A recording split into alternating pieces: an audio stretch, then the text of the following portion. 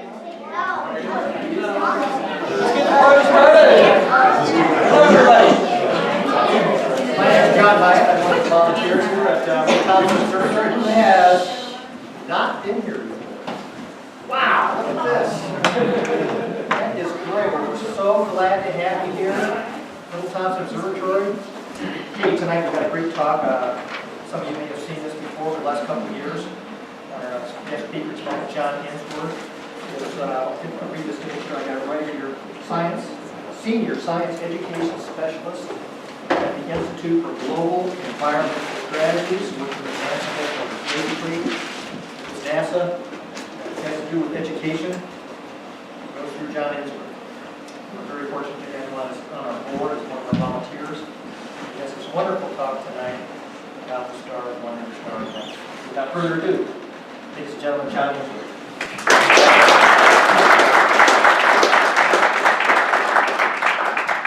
how this sounds too loud? Is it echoey, weird? Yeah. Sounds good. All right. Well, this is the third year we've done this. And this time we are definitely getting 10% more content. I mean, new material this time. So if you were here in the previous years, you're going to see new things. So yes, we're talking about the Star of Wonder.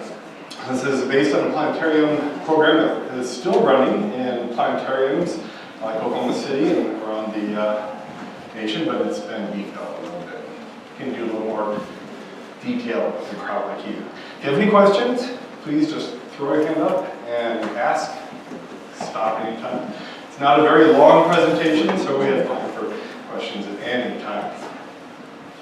So Christmas, if you look at the Christmas tree, and the first time we did this, there wasn't a star on the top of our Christmas tree, but a kind donation took care of that. You got the star now. We had an angel at home, but that wouldn't work for this presentation. So why a star? This is going to get too boring. Why do we have that? Well, a very famous star, the Star of Bethlehem. You got three guys on camels there. Led them to a manger, which then showed up on a whole bunch of Christmas cards and business cards ever since. So we really don't know what the Star of Bethlehem is. I'm ruining the end already. But certainly could have been the glory of the Lord, could have been a miracle, could have been angels, and all we're going to get tonight is some good astronomy talking. But possible, but it's also possible, I gave a talk a few years ago, that God could have also put the meaning of constellations and star patterns in men's hearts. And from that, we have, well, that spot there, idea of the gospel and the stars. Yes? John, is there room up front for some Here we are on the floor. We can sit Maybe sit on the floor. There's one out in the middle there. So if you look at, I won't get into much detail on this, that's a different talk, but if you look at the constellations of the zodiac and people get their astrological readings off of the newspaper, or now probably lots of apps. I don't have one of those apps, but there's probably an app for that. But the original idea was that the constellations around the zodiac told about the coming of Christ. You've got Leo the Lion of Judah. You've got the scales in Libra, which is the false gospel of the balance of good and bad that you do in life. You do more good and you go to heaven. And that's not the way it works. Right after that is then the Scorpion, the sting of death. And then after that, you have Sagittarius, a constellation that is firing an arrow into the heart of death. So you get this picture going around the sky there that tells a lot of the gospel. So we'll see how that works. But first we need to figure out the time that this all happened. When was Jesus born? Our system of counting, of course, suggests that it's 0. That makes sense. But 0 was a secret number back then. It was evil. You didn't talk about it. And I can show you why. Who can tell me what 0 divided by 5 is? 0. It's pretty simple. Who can tell me what 5 divided by 0 is? Or how many zeros fit into 5? Infinity, yeah. Giving the public the idea of infinity is pretty dangerous. So we didn't have the zero back then. It just goes from 1 BC to 1 AD. Historians think there was BC, and we're going to take a look at why. So, Roman Empire was at its height at this time. We had Gaius Octavian, the emperor of Rome since 27 BC, and Herod ruled over Judea. And he was a pretty nasty guy. We'll see some of that just a little bit. Herod's rule probably goes from about 27 BC up to some point we're going to have to determine, because that's going to help us figure out when Jesus was born. We don't exactly know when he started, maybe 38, but Josephus is a historian that gives us a lot of this good background, and he tells us that Herod died at the time of Passover and just before an eclipse of the moon. So that, looking at lunar eclipses, which we can go forward and backward for many, many thousands of years with a large amount of accuracy, see that March 13th of the year 4 BC, there was such an eclipse. It would have been visible. Right time of year and during Herod's time on earth. So we can end his life there at 4 BC, and Jesus' birth had to come before that. I'll go over to that spot. All right, so let's narrow it down. We also know that Mary and Joseph came to Bethlehem at the time of the birth to be counted in tax. There was a census by Roman decree. So we can take a look at the censuses. I don't know. Through that time, we got 27 BC, got 7 BC, and 14 AD. So the one that's closest to where we're interested in is the one 7 BC. And it would have taken a while for news to get around. They didn't have the internet, so you couldn't email to cross the Roman Empire and say, tax time. So it would have taken a year or two for the news to get to Judea, and then the taxation would have been proclaimed there. So we're starting to focus here in this little area, 7654 BC. Jesus was taken into Egypt by Mary and Joseph to avoid the decree of Herod that all male infants be put to death around 2 years old. And so we know that it would take a couple of years to make that trip, and so it kind of helps us back up into that 7 to 5 BC area. Working backwards from the ministry of Jesus, from Luke 3:23, we see that Jesus was about 30 years of age at the start of his ministry. Luke 3, his ministry started the 15th year of the reign of Tiberius. John 2:20, and his dispute when he was arguing with Pharisees, they complained 46 years of this temple in building, and you want to raise it or tear it down in 3 days. That occurred around 27 to 29 AD. So 28 AD was about Jesus' 32nd birthday, so that narrows us back down a little further to 6 to 5 BC. All right, can we get any further down to maybe the time of year? Time of year, John? I mean, wow, it's December 25th. Everybody knows that. All right, well, the Bible says that Jesus was born while shepherds were in the fields, keeping watch over their flocks by night. We don't do that in the middle of winter, and they're at about 33 degrees north latitude. We're at about 40 degrees north latitude here. We're both in the northern hemisphere, Israel and here, so very similar weather. The weather goes from west to east across, and the seasons are almost identical. Of course, we're a mile high, so it get a little colder here. So the time that they would have been out would have been in the springtime when the new lambs were being born, most likely. So by process of elimination, we're down to the springtime of 6 BC. All right, so you can stop here for a moment and say, well, why is Christmas happening on the 25th? Okay, well, that goes, again, to astronomy. Big surprise. All right, so the path of the sun through the sky is tilted, going through the constellations that it travels through. And here's a picture of the sun going from May, June, down to December and January. That happens because the Earth is tilted 23.5 degrees, so this is 23.5 degrees north and south of the equator line in the sky. And so, around December 21st, which we call the first day of winter, the sun is at its lowest point in the sky. Well, in very ancient times, the fear might have been that the sun would just keep going. It would get lower and lower in the sky. Days would get shorter, the nights would get longer. It would disappear, everything would lock over in ice and be really bad for us. Before ancient Rome, people believed that gods had the power to remove the sun if they wished from the sky, and it could happen one of those times.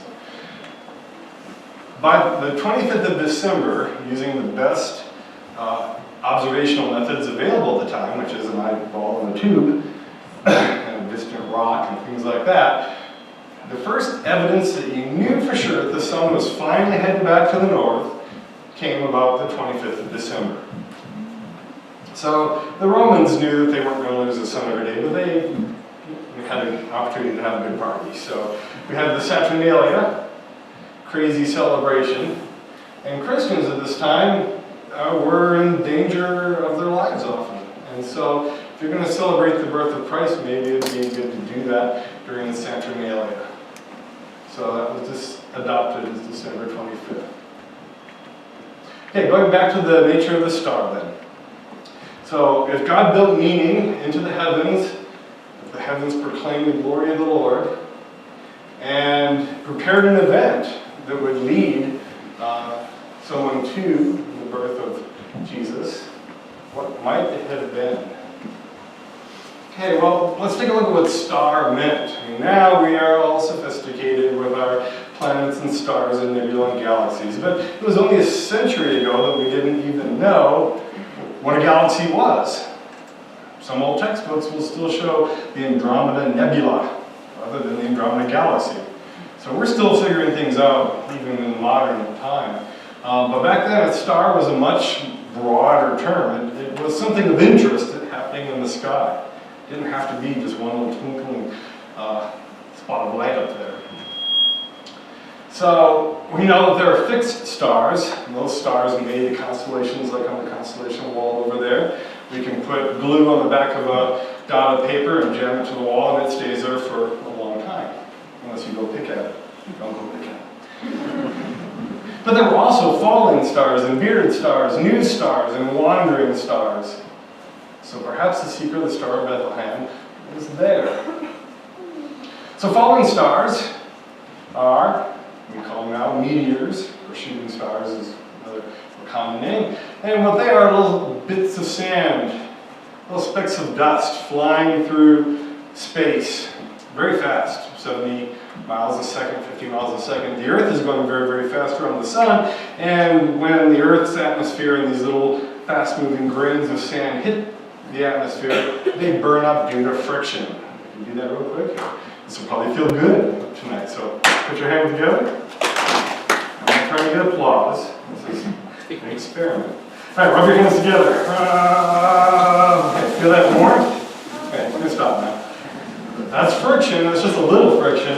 This is enough friction to make rock flash into light. These are very common, though. They happen all the time. If we go through the the orbit of a comet that's long gone, we'll get lots of these little particles. We'll get a meteor shower. And there's one or two of those a month, and they kind of happen every year about the same time. So that wouldn't have impressed anybody back then. And also the Magi probably had to travel about 800 miles or so from Iran, Persian region, over to Israel. So a little flash of light in the sky is not going to do it. A bearded star might fit the bill. These are larger lumps of frozen ices and gases and rock and dust. And they travel around big, sometimes long, slow orbits around the sun. We just had a whole bunch of press concerning Comet Ison. That went in close to the sun. Something came out the other side, but it wasn't pretty. We were hoping for a big, beautiful show in the morning sky, and we didn't get it from Comet Ison. There is one, Comet Lovejoy, up that's up right now. It's very pretty in the sky in the morning. You got to get away from the city lights, look up in the northeast, about a half hour before dawn, which is about 5:30, and look up and you'll see a little smudge, like a little piece of Milky Way broken off. Not candy bar, but Milky Way. So, definitely comets can be around for weeks. You can see them maybe even for a month or two. But let's take a look at comets in history here. One of the most famous records of a comet is Halley's Comet. This is seen on the tapestry in Bayeux, France. You can see it's talking about the Norman conquest of England in 1066. And the people there are going, ooh, look, a comet. It's right top center there. But throughout history, people have seen comets as foreboding omens of doom. So with all the superstition in medieval England and like that, we don't think that would have been thought of as a good thing, talking about the coming of the King of the Jews or Savior of the world. And we don't have a record of a comet appearing during that time. Say, well, yeah, we didn't have astronomers. Well, we had astrologers and they took a lot of notes. We have Arabian, Persian, Babylonian, and Chinese astrologers who were all busy through this time recording interesting things they saw in the sky. So that's probably not our star. Another possibility would be a fixed star, but it's a new star. And these are not really new stars, they're old stars that are dying. You can have a case where you have a white dwarf or a neutron star next to another star that's beginning to bloat in its old age. See, everybody bloats in old age. Heavens and stars too, not the Hollywood ones. And that material from one star falling onto the neutron star builds up and eventually explodes. So for a week or two, you can get a new bright star in the sky. Even more spectacular is the supernova. This is where a big star, fuel runs out inside, it collapses, bounces off the core, sometimes it makes a black hole in the middle, but it explodes outward, making as much light as the entire galaxy for a few hours. It's amazing. 1054 on July 4th, nice firework there, kind of a little bit before we had Independence Day. In the constellation of Taurus, there was such a supernova, or guest star that the Chinese astrologers there, saw. And it outshined the full moon, was visible in broad daylight. This is the remains of that explosion up in the horns of Taurus. This is called the Crab Nebula, and it's Messier object number 1. It's the first thing on Messier's catalog. If you look on our wall over there, we have blue numbered items are all the Messier objects. So M1 in Taurus, which is, let's see, where's Taurus? If you look before, which was Taurus? It's got to find mine. Okay, yeah, it's way over by the bathroom. So, yeah, thank you very much. Excellent audiovisual laser use there. But there's only been 5 such events recorded in all of human history. They're very rare. You have to go centuries and centuries before you get to see one. And we don't have any record again of a nova having, or supernova having a flare up around 6 BC. We can stop for a moment and just talk about these record keepers, see how reliable they are. From the Arabian region over to China, well, the oldest record of a supernova was recorded by Chinese astrologers in 185 AD. Earliest recorded sunspots, 364 BC. And the earliest surviving comet record we think is of Halley in 240 BC. So through this time, the birth of Christ, notable things would have been recorded. So we probably have to go deeper then and to figure out what this might have been. So who saw the star? We don't have evidence in the Bible that Mary and Joseph saw the star. The shepherds apparently didn't. They reported seeing angels. There's angels and sheep being lit up. We know that King Herod didn't see the star. He had to ask the wise men about it. So the only ones we know for certain saw the star are these wise men. So who are they? The wise men, also call themselves the Magi, come from Persia, like I showed in the picture, the Iranian region today. And the word Magi is our root for magic or magician. They were soothsayers, they were astrologers at the time in the Zoroastrian religion. They're high priests, and their job was to make predictions and foretell events looking at the nighttime sky.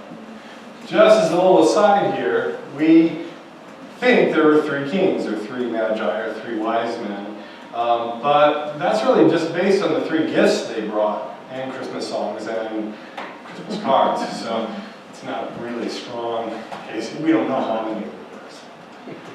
All right, so back to these wise men. So they were studying 5 objects in the sky.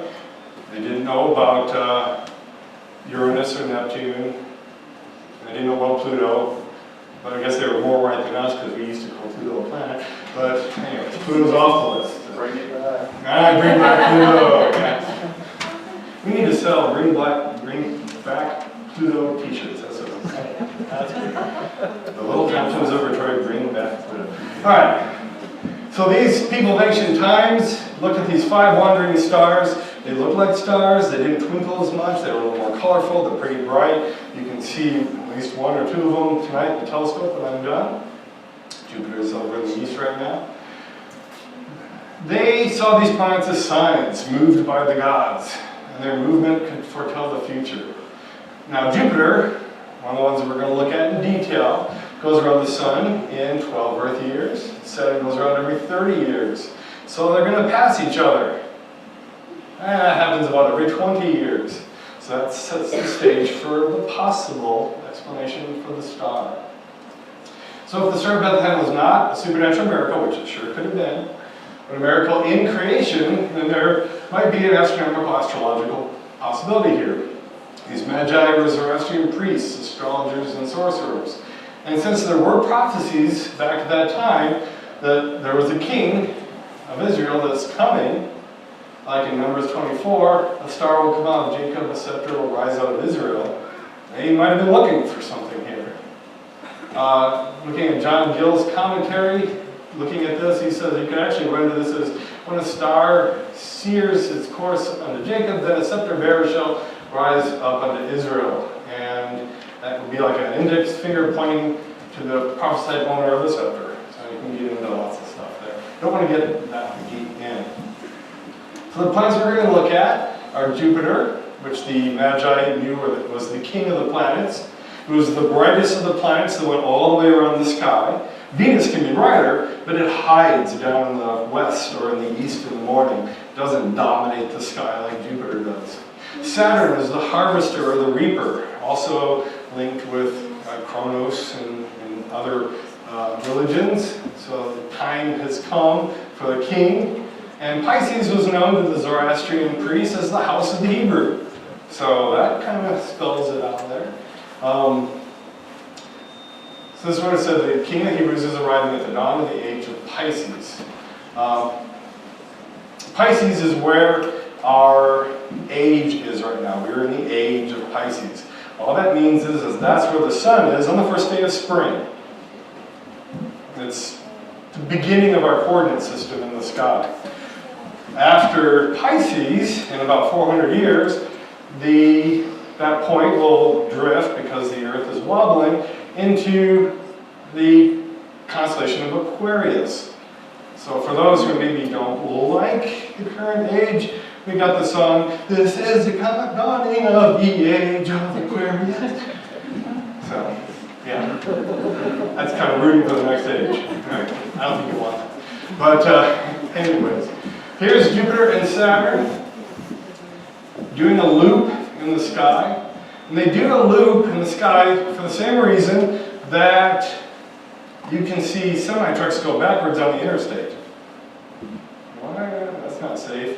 Well, when you're in the left lane doing 80, and they're in the right lane doing 65, at first, as you're coming up on the truck in the right lane, you can tell that it's driving forward. And you've got trees and signs vanishing behind the front of the truck and popping out the back.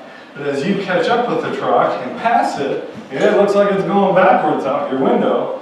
And then once you've passed it and look in your rearview mirror, yeah, it's definitely still moving forward. But for that time that you were passing it, it seems to go backwards. The planets do this too. It's called retrograde motion. They make these loops every time we pass them each year. So they knew that these things looped, but something very unusual happened. Where we're looking, we're about to do the video now, John, is right in this part of the sky. You can see this is the, the point where the sun is coming up, crossing the equator. It's the first day of spring. And someone will get the lights back there. We'll move to this video. We're going to see all this in motion. I'll unplug the tree real quick here.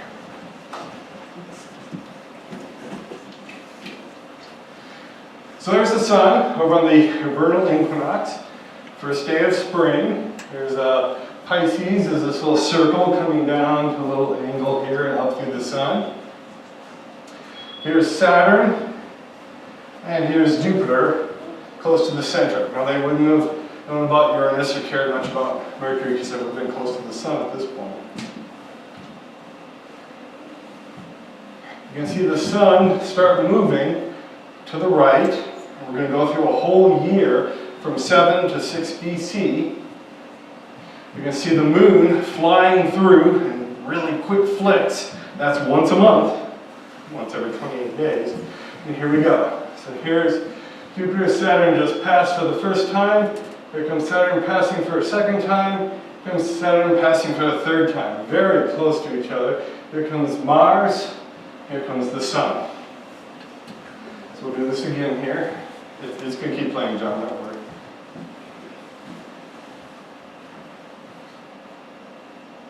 So we'll reset back in 7 BC. Saturn, keep your eye on Saturn and Jupiter here. Here comes Saturn. Pass 1. Pass 2. Pass 3. At a distance less than the diameter of the full moon. Really close, really rapid succession. Really unusual. I have other versions of this because the last couple of years this is messed up. So I've loaded a whole bunch of these. Here's a close-up now of Saturn and Jupiter. Thank you, John. From March 22nd, 7 BC to March 10th, 6 BC, which is after the triple conjunction is done. So here it comes. There goes Saturn. 1, 2. It'd be great to see the real world go by this fast. You need a time machine for that. All right. Bring these lights back up again.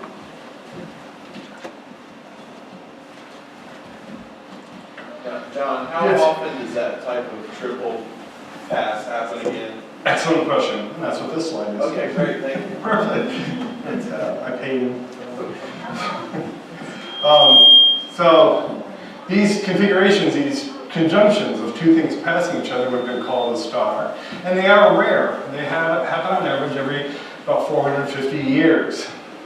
Other close ones are 1953 BC, 980 BC, 861, 146 into 145, then ours, 7 BC. After this, you're up to 452 AD, 967, and like that. And this hadn't happened, a triple conjunction of Jupiter and Saturn in Pisces, the house of the Hebrews, since before the Zoroastrian religion began around 600 BC. Now, out of the last 2,800 years, only 14 occurrences of this were even kind of close. This wasn't right on. This all lined up perfectly. There are other theories out there if you do research on this. There's a lunar eclipse of Jupiter where Jupiter actually went over, moon went over Jupiter. That would be great if Jupiter went over the moon. Moon covered Jupiter in Aries, which in the Gospel and the Stars idea, Aries is the ram on the altar. It's a sacrificial altar. That happened in 6 BC, which is maybe a little late to get the Magi up and moving. There was a conjunction between Jupiter and the star Regulus, really, really close. Regulus in constellation Leo is known as the little king to the Magi. It's the Lion of Judah.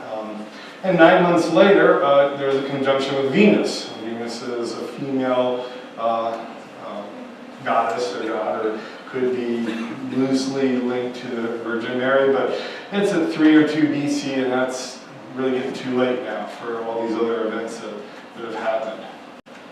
So for the best historical timing, in my opinion, is the above triple conjunction. And I showed in the video that Mars joins in the end, and you had sort of a triple conjunction and then another conjunction with these two, and Mars is the warrior planet. So you had a warrior king coming to the Hebrews, which is what caused a lot of confusion because they thought Jesus was going to come and kick all the Romans out and the world would be great. He conquered sin and death. He didn't kick the Romans out. So. A little side trivia before we wrap up here. The second verse of A Little Town of Bethlehem, I had to look this up to verify it, might even hint at this triple conjunction, saying, O morning stars together proclaim the holy birth. And the triple conjunction starts in the morning, so, and it goes through the night into the evening a year later. So putting this timeline together, we have the Roman world census beginning at 8 BC. The news got to Palestine region around early 7 BC. The first appearance of this star, this triple conjunction, happens early spring, 7 BC. Second and third appearances of the star happen in fall and late fall, early winter of 7 BC. And so somewhere in there, I added my little blue arrow here, the Magi start traveling. Go, okay, something's happened, we're moving out now. The little green arrow, Joseph and Mary probably had a week or two worth of travel, roughly. And so there's the spring of 6 BC, that kind of envelope time where Jesus was probably born. After the Magi got there, he probably was not in the stable anymore, no matter what your Christmas specials said. But they may not have even been in Bethlehem, but wherever they met up with him, they found him and gave their gifts, and Herod realized that they had tricked him and it was time to put out this order to kill the babies, and they made the flight to Egypt, and somewhere in 4 BC, you got the death of Herod, and then Jesus returns from Egypt.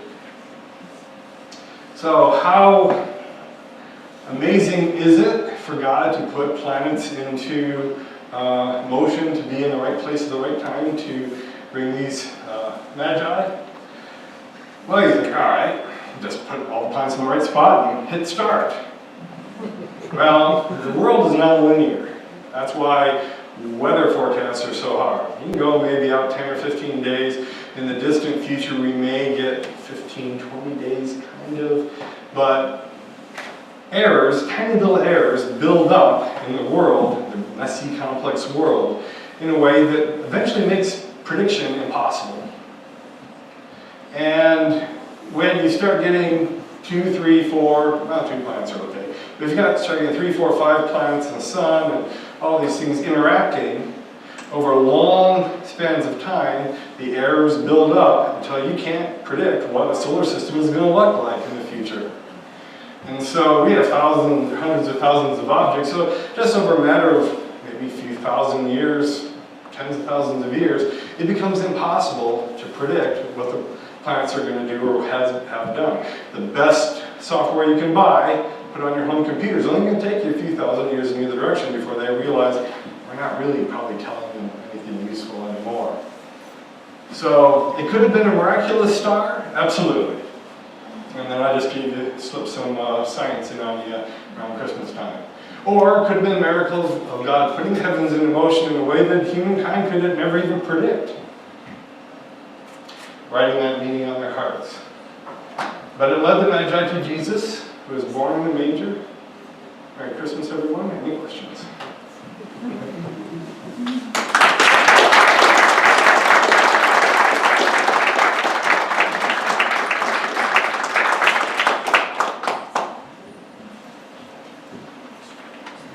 Must be a question, too.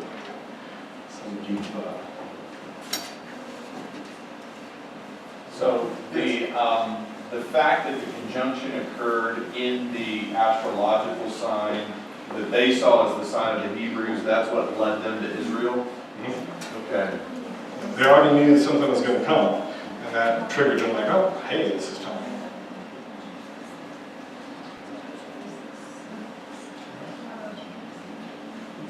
Yes? So he was born in 6 BC. And probably in spring. So 5, 4, 3, 2.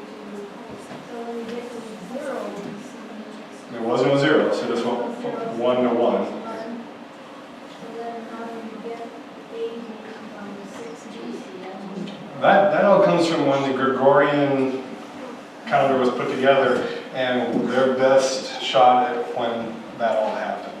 They didn't have the tools and the reconstructive history I guess that we do, so it's off a little bit. So our numbering system that was created, what, 1500s, I think? The Gregorian calendar was created. So, the Julian calendar before that, and everybody got to use their own calendars or no calendar at all for long periods of time. So yeah, it was chaos before that. So. Yes? Were there other references by astrologers of this triple conjunction at the time? Not that I've looked for, could be out there, but I haven't looked for that in the historical record. That's a good research question right there. So that'll be two more slides next year. So what would the triple conjunction look like to the naked eye? The naked eye, it would have been very obvious actually. Jupiter and Saturn are very bright. And so we've had some nice conjunctions. We had little triangle planets, I think about a year and a half ago, down in the southwest. It was pretty obvious. When you get two bright planets close together in less than the width of the full moon, you see something really bright when you walk outside. And another important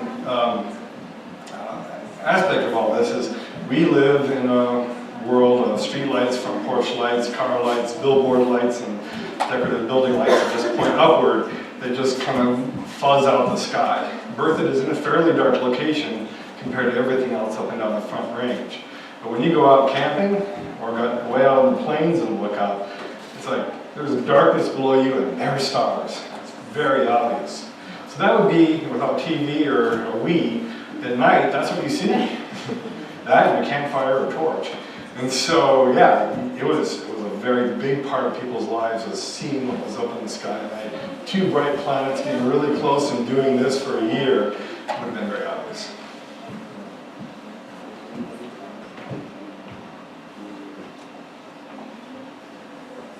All right, well, I think both telescopes are open, right? Yes. Got clear skies. So please take time, look through the two telescopes, and thank you very much for coming. Merry Christmas.